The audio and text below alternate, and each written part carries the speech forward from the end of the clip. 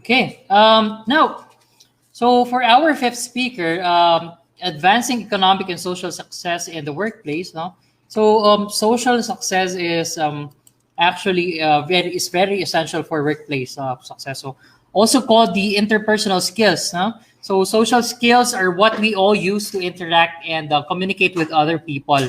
So, but do know that the company growth rates and economic growth are also likely closely linked. Okay, so therefore, it's really best to focus on the right group of companies because this will really say a lot about the state of the economy. Okay, our next speaker, Ms. Vivian Cruz, will be tackling the topic advancing economic and social success in the workplace. No?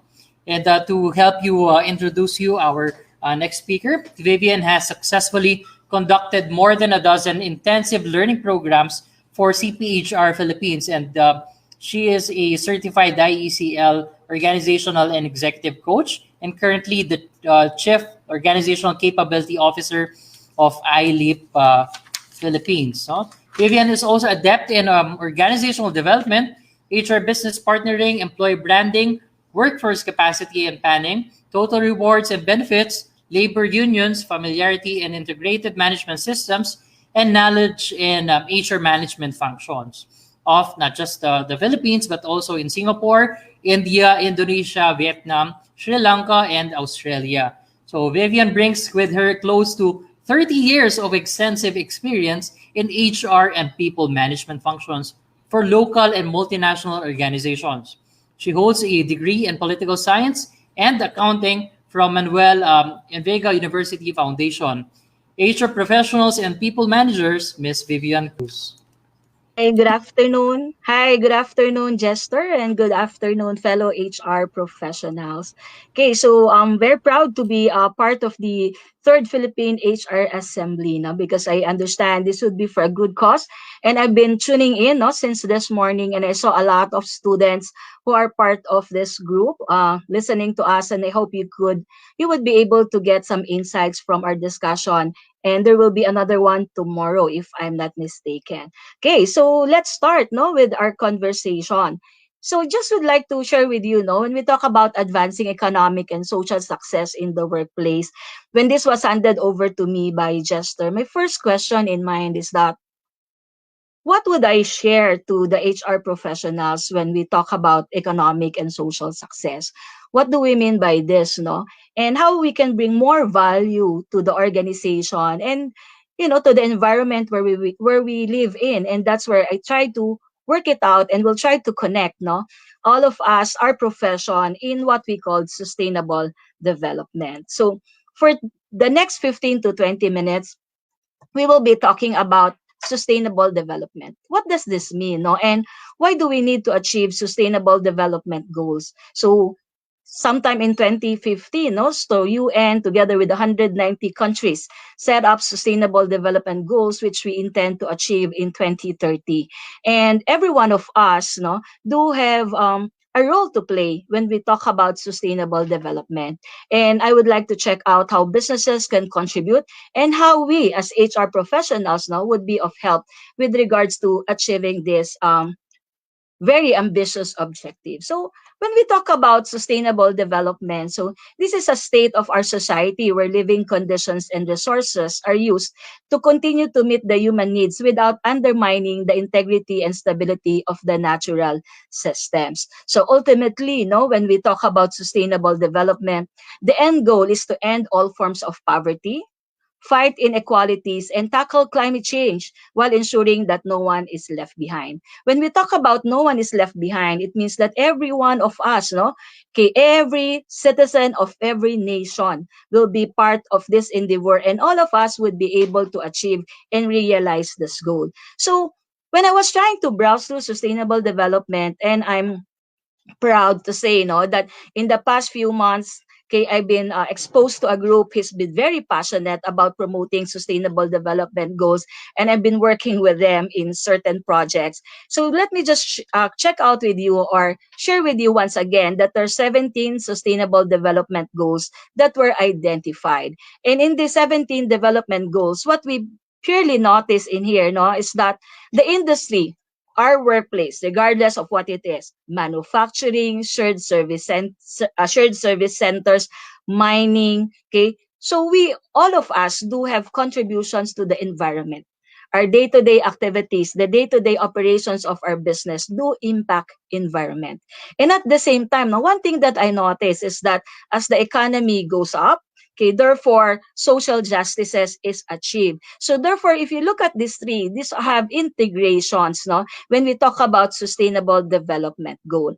And I just would like to highlight in here that when we talk about sustainable development goal, we really are working towards human rights, health, human and natural environment, and economic and employment opportunity that we can all achieve if we foster what we call global partnership, which is why in the Sustainable Development Goal number 17, global partnership is highlighted. I was trying to browse through, no, and try to check on some insights, some research about sustainability. And I come across, no, with one organization which they call themselves SCAD for sustainability. It's a new methodology that they use, no, when designing sustainability. And one thing that struck me about this methodology is what they call the design. The design is captured in three models: technological innovation and social innovation. Of course, we're all familiar about technology. These are about efficiency, reduction of wastage, and our organization really values a lot, no, when we talk about technology. This is where we most of our spendings, okay, are happening in the workplace. Then, of course, the next one is what we call social innovation. So this now talks more about processes, the organizational processes and the systems that we use to operate the business. This also involves the way we manage our people, the way we manage our organization, no? And so what is perceptual innovation? Perceptual innovation is the why of it all. So this focus more about trying to understand why we do the things that we are doing. And that really actually captures my attention when we talk about design. And if you look at the web, not forget about the intricacies of the web. But what I'm trying to drive in here is that technological, perceptual, and social innovation, all of them do have impact in terms of our social well-being, the environmental well-being, and of course, the economic well-being. So when we talk about sustainability, there's a need for us to change the mindset. The need for us to change the mindset in terms of operating the business, in terms of how we lead and manage people, and how we lead our or manage our resources. So when we talk about sustainability, there is a shift of mind between from quantity to quality. We now become more focused about the qualitative features of our products, of our services, of our operations. From being competitive to being collaborative, from competition to collaboration, and from dominating to working with nature. So if you see, there's really a change of mindset, okay, a change of mantra, as we call it, when we talk about sustainability. So, Vian, sustainability seems like to be a big word, but actually, we do have great participation in making sure that we achieve the 2030 Sustainable Development Goal. And when you look at the 17 Sustainable Development Goal, there are already 8 goals that I think HR professionals can have direct impact. Of course, in all of the 17 goals, we have impact. But in these 8 goals, I think it's something that we can even drive in our respective organization. And these are good health and well-being, gender equality, decent work and economic growth, innovation, reduce inequality, responsible consumption, peace, justice, and of course, the global partnership.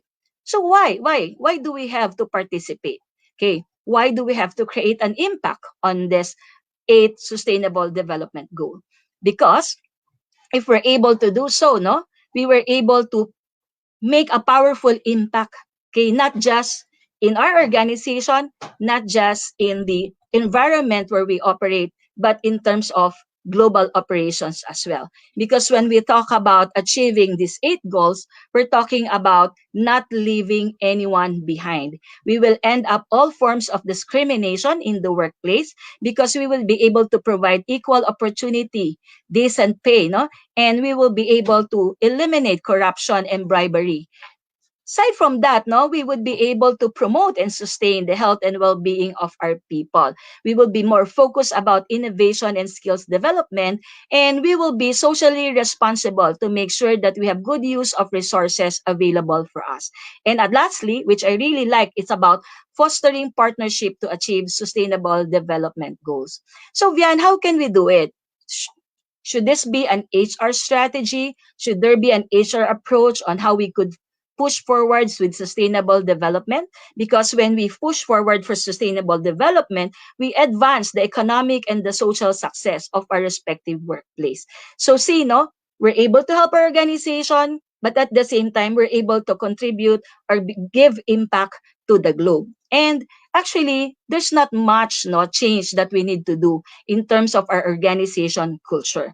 But probably it's really more about aligning, and it's really more about strengthening. So let's enhance and make employee experience powerful and meaningful. Okay, how? Let's integrate initiatives geared towards achieving sustainable development goals. So by making the employee experience meaningful, then we would be able to achieve this sustainable development. So why employee experience? Why did I thought about employee experience? Because employee experience, no, as we are all aware, builds strong connection between the employee and the organization. So with this, no, when we make the employee's journey, when we embed sustainable development in the employee's journey, we would be able to achieve success in the workplace.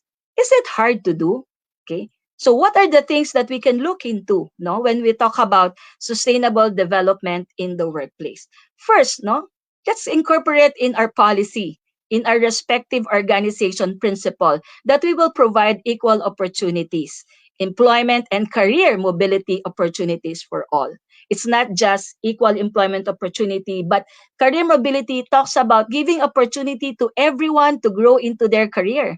So that would mean a change of mindset, no, by hiring and developing, okay, and even moving people based on their talents and capability. Let us embrace diversity and inclusivity, no? When the organization is diverse, a lot of researches would be showing to us that the organization is more successful because there are infusion of different ideas.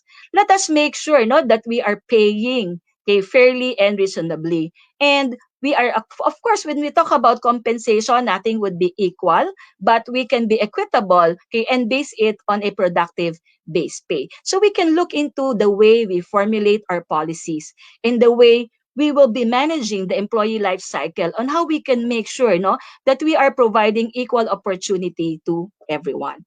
The next is, of course, good governance. So it talks about integrity. It talks about the business ethics. Part of our responsibility and accountability as HR professionals, no, is to make sure as well that our talents are ethical and is valuing the business ethics.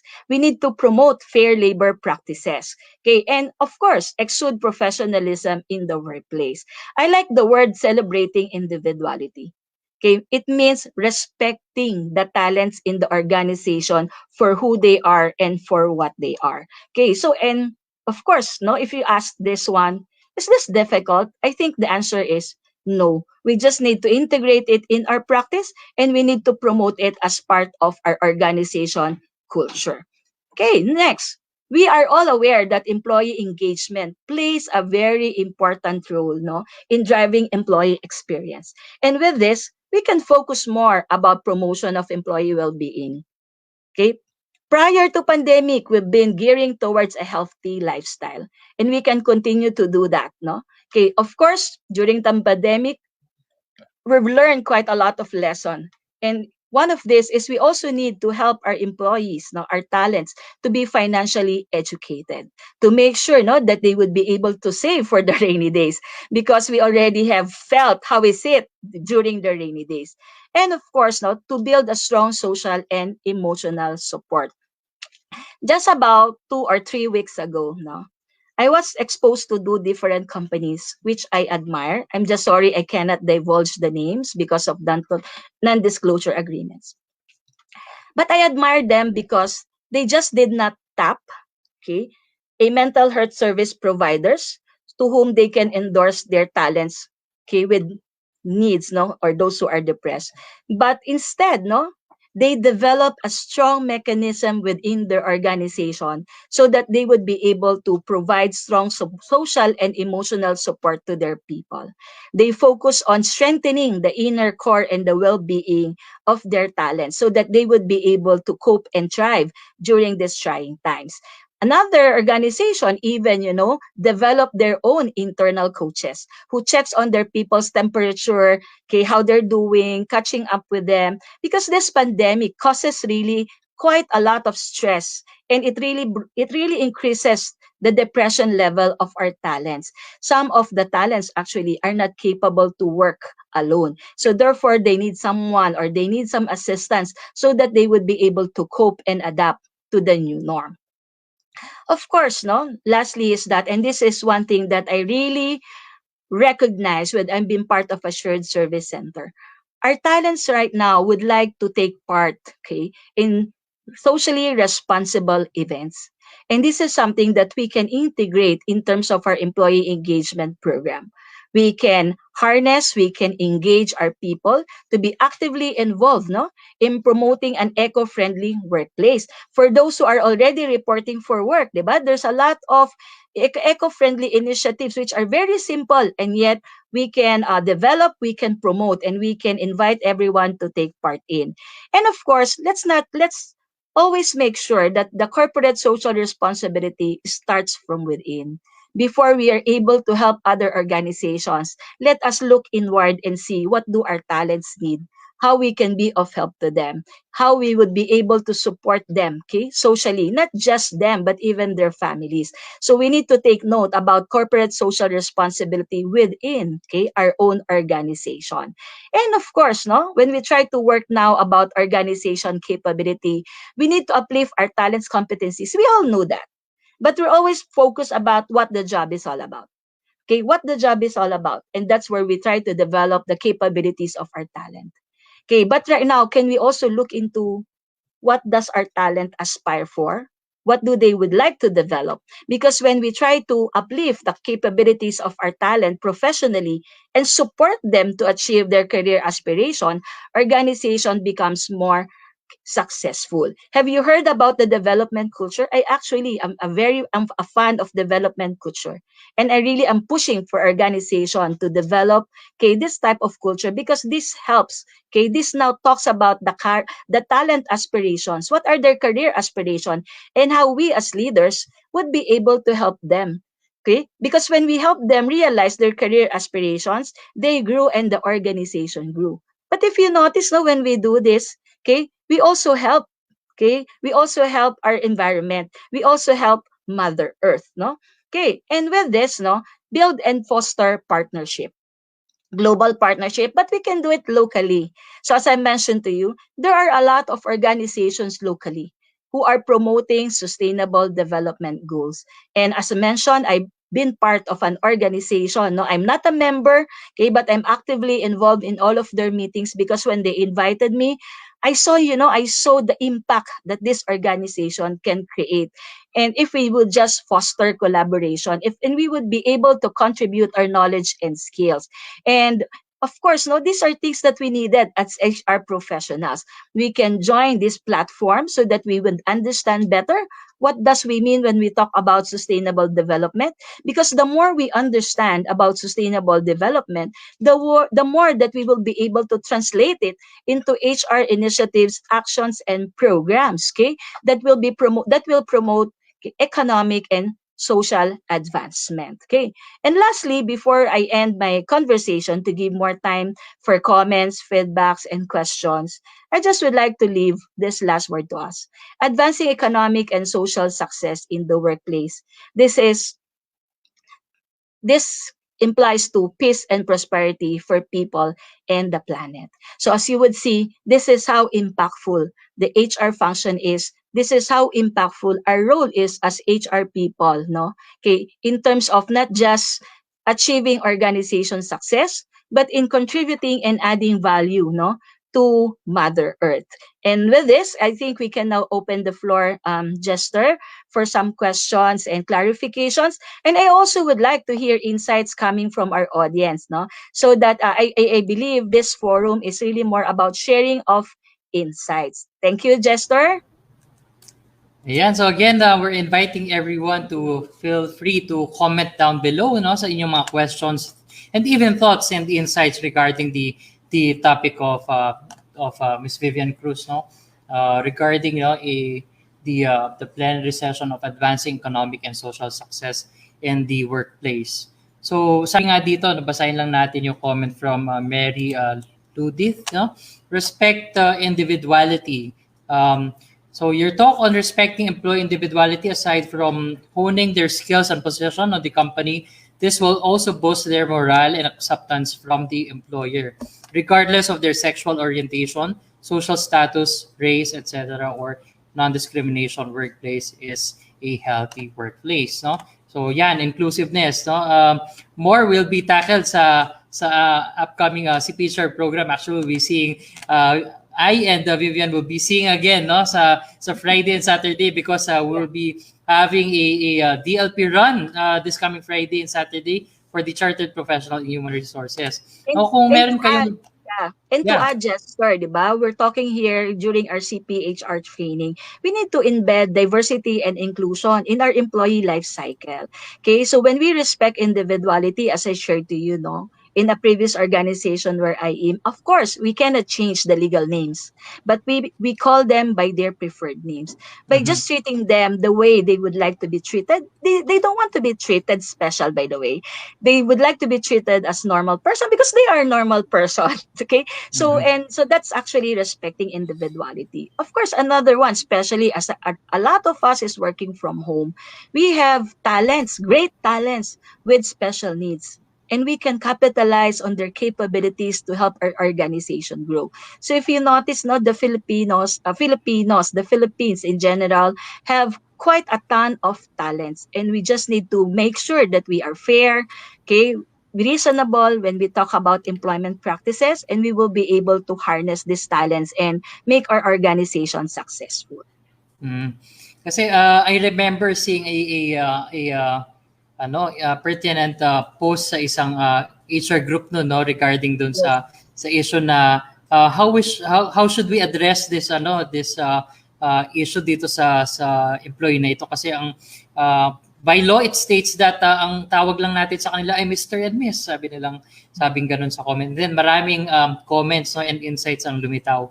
So yun nga naman, no, of course, no, as employers, no, it is our duty to respect, no, yung kung paano natin sila tatawagin. Of course, if the information clearly states kung ang usapan ay sex, then tawagin natin kung anong sex meron siya. Pero kung gender naman, then preferred gender, of course, ang ano. And then excuse me, some naman, no, would even use preferred names sa mga email signatures nila, no. So very insightful thoughts, no. So we have to remain inclusive sa workplace. 2021 na rin naman na. So I guess, no, matagal na tayo nakapag-move on sa ganung scenario. So sige, baka meron pa silang thoughts or even insights na gustong i-share man yung ating mga Yeah. audiences. Ito from Lenmar Altapir, no. So truly we need to respect every employers no matter who they are, no. Salute to you, ma'am. Ayan, so ito, no, mukhang marami kang dito, fans, because yung mga CPHRA graduates Yeah, dito yeah. Good nandito sila. afternoon, everyone. I'll respond to you later after my talk. But of course, I know, Jester, I also would like to highlight, no, everything that we do, no, I realize, no, by being part of this organization, I realize that in everything that we do, it has an impact on the economy and on our environment, no. And which is why it is very important for us, no, especially as HR people, 'di ba? We manage employees, we represent the employees, and at the same time we also represent the leadership group. So it is very important for us, no, to take into account and to make sure, no, that everything that we do in managing the business would create positive impact to the environment and to our people. So that's where the social justices would come in, no? Okay, by promoting fair labor practices, by making sure that we comply or even more than compliant with the law, no? That we're doing a responsibility as a good employer. It's also part of being of social justice. But more than that, I think I also would like to highlight good governance, ethics, no, the business ethics that we all need to drive our employees to exude as well, so that they can be a truly reflection of the organization that they represent.